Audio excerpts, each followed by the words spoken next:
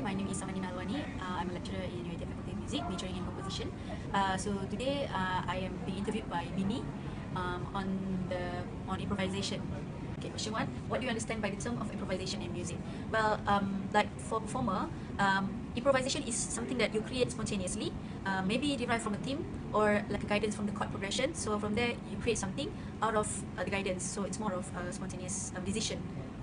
So number two, does improvisation needs practice?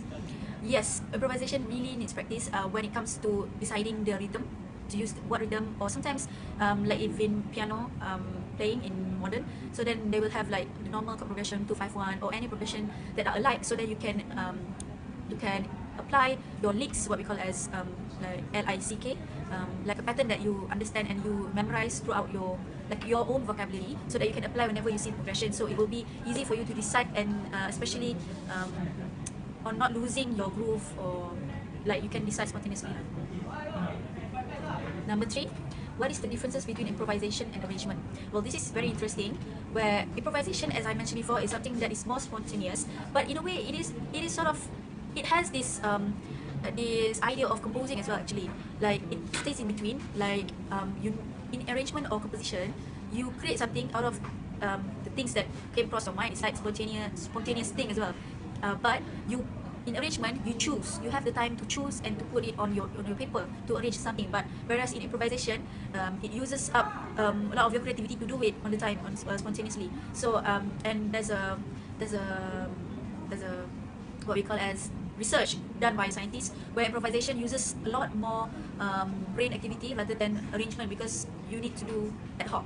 Rather than arrangement, also you need to do something or create something at a time, but you can have the time to choose whether, and you can have more time, like days and days, to choose whether a certain note or a certain chord is suitable for to be arranged.